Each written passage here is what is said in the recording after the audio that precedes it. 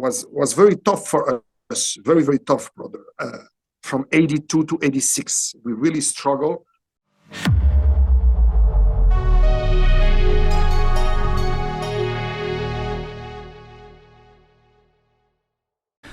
This gentleman, in just 5 years, has joined the front ranks of American action adventure stars. He's done movies such as Lionheart and this Bloodsport. Hey guys, in today's video, my guest is Mohammed Qissi, Van Damme's best friend at the time, who traveled to America with him. Mohammed and I are going to discuss what happened before Van Damme and him ever got Bloodsport. There was a struggle for years, and here's a detailed story about what happened. Before we get into that amazing story, though, I want to point out a great supplement company that helped me recently get in the best shape of my life. Check out my Instagram, Viking Samurai. You can see some cool pictures and videos of my recent beach vacation. But these products work. You got to get their Opti Greens. This is great for your gut health, your immunity, and everything else. Click the link to find out more about First Form. I highly recommend that. In fact, I can actually help you guys get in the best shape of your lives too. Check out my new Facebook group. I can even be an advisor, but I want to do it through the app that this company has because it basically gives you all this information. You could calculate your calories, do all this, has great training programs, and I can advise you through it and even help you more. Anyway, click the link, find out more about that, join the Facebook group. Was very tough for us, very, very tough, brother. From 82 to 86, we really struggled. And we were going to that discotheque, Carlson Charlie's, and then, you had like tips on the table and all that coming. So we were taking the tips, we were drinking. Really, it was very hard because everything was very, very expensive. We were going to Beverly Center.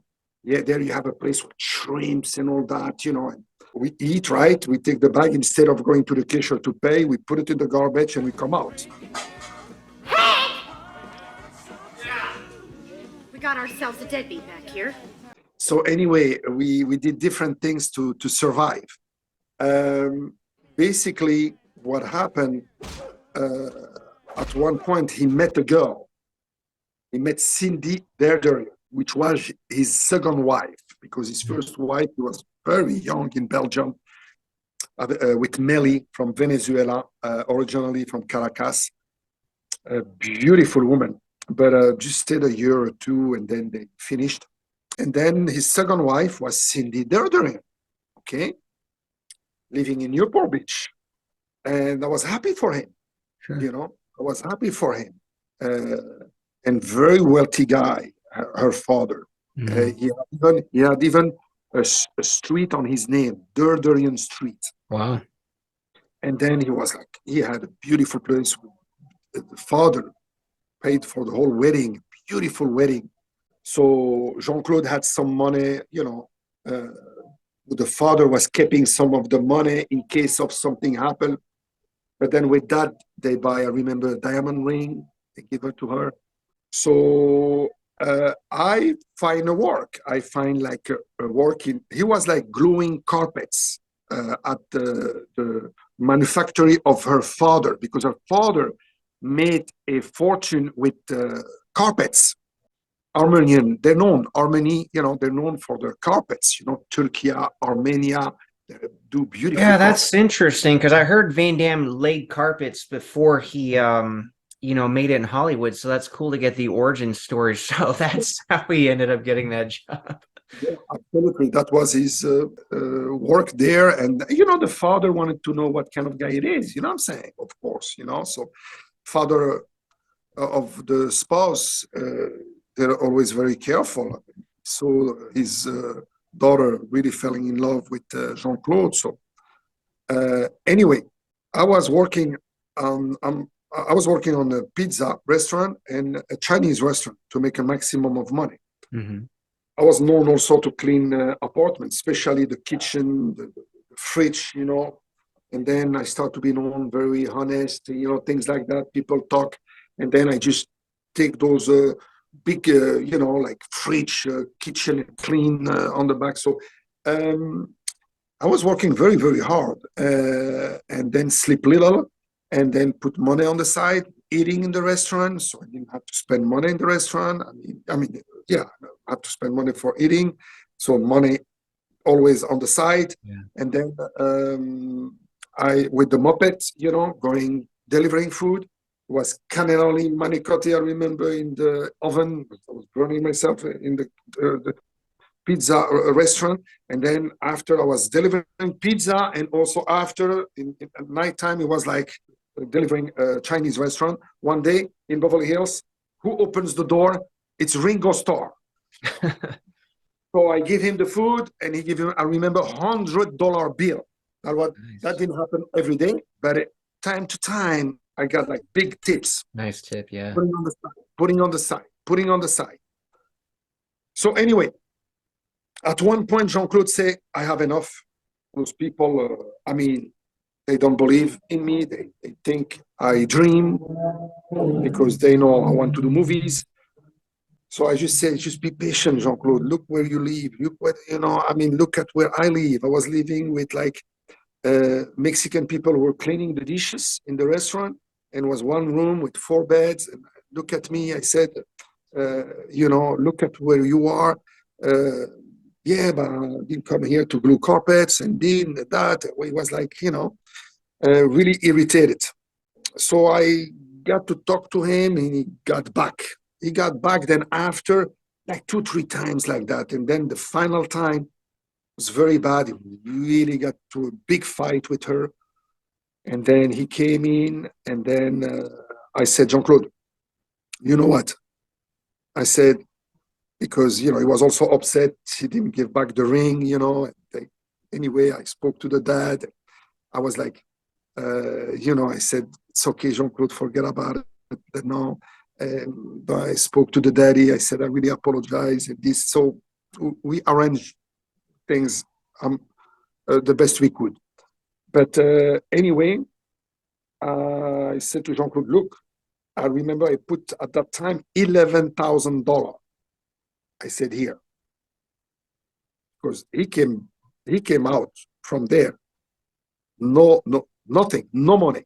Mm-hmm. If I say something like that to my father and to send me money, he said he's going to get really upset. I said, I didn't want that, of course, because he's going to make sure to have Jean-Claude back at home in Brussels. So I just said, no, don't say nothing.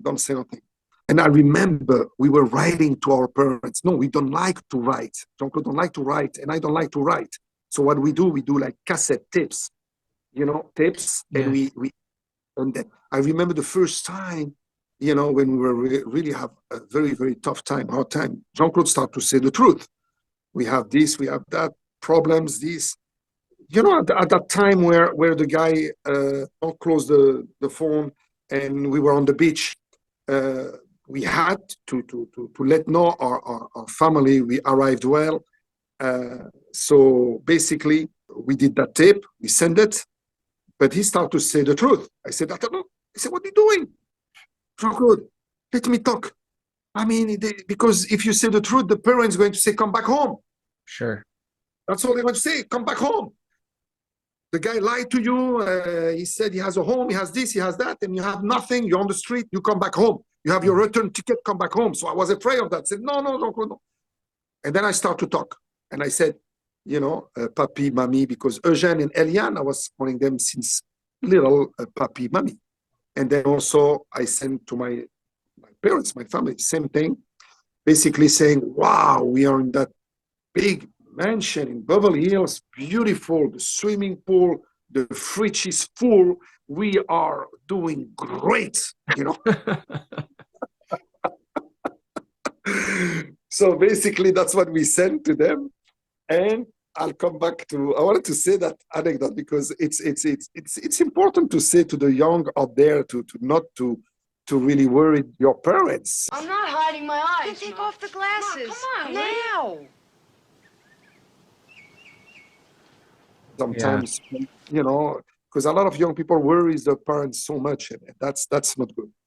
Anyway, basically, I say to him, $11,000, I'll come out of my job, I'll stop. We have $11,000, we'll go knock on the doors. We go do whatever we can to do movies.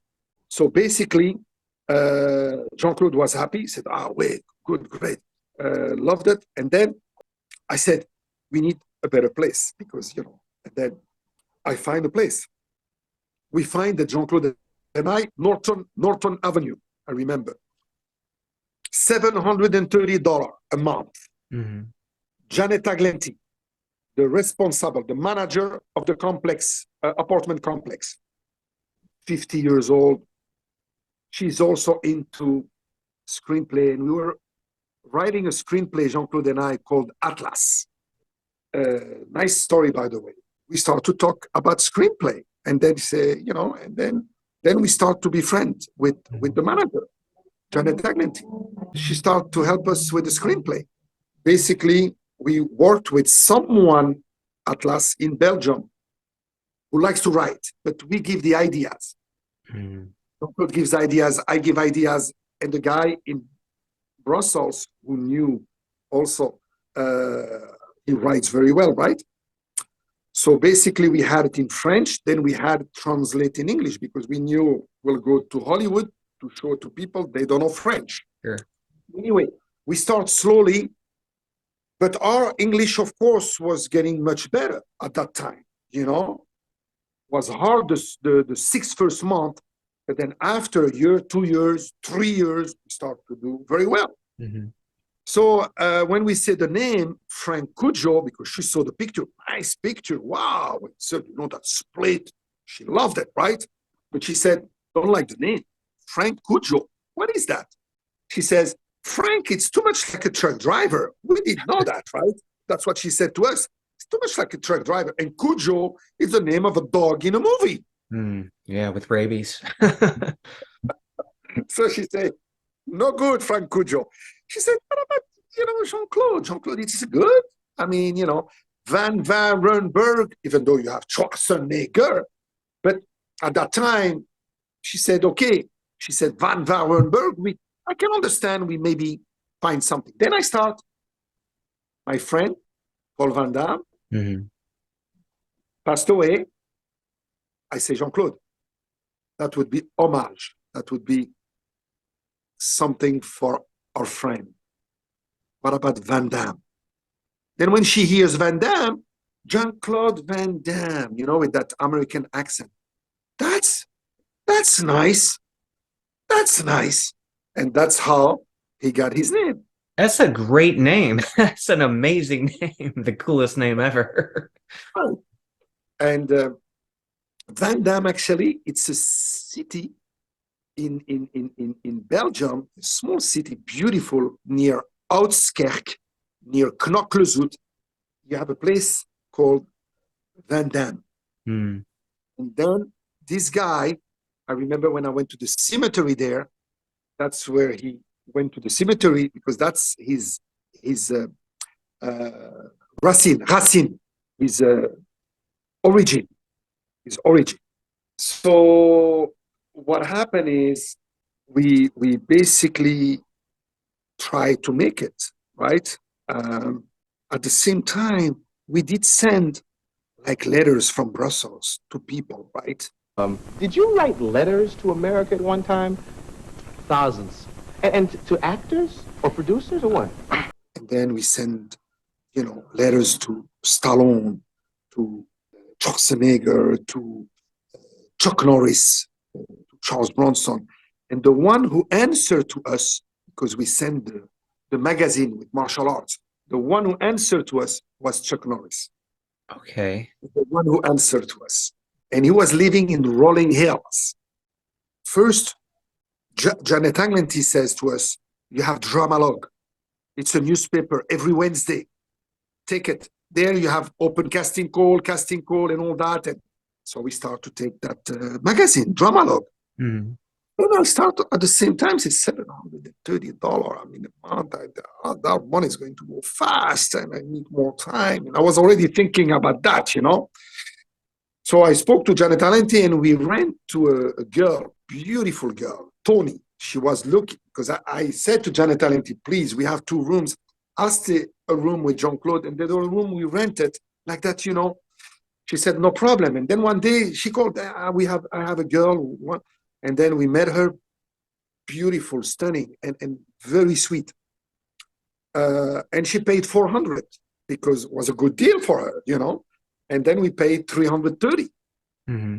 So that was better for us. Yeah. We ate things like rice, like, we try to be careful with the food. We try to have that $11,000, trying to stay as long as we can, try to get something going, because I really didn't want to go back to do, delivery, Yeah. Yeah.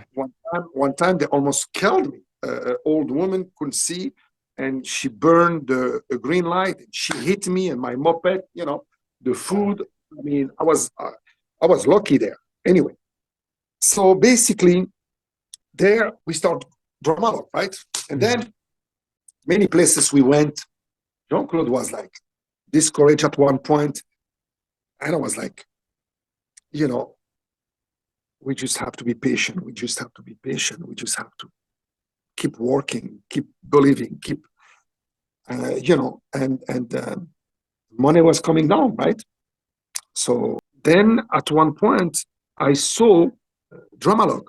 Of course, we were looking at Dramalog. Every Wednesday we buy a Dramalog, but we saw Hunter, Schwarzenegger, Robert Davis, Joel Silver, John Martinian, 20th Century Fox. Because later on, they changed the name. They put Predator. Predator. But at the time, it was Hunter at first. In the next video, Mohammed Qissi and I are going to take a very, very detailed dive into Van Damme's role in Predator. Mohammed was with him the whole time, and he knows exactly what happened.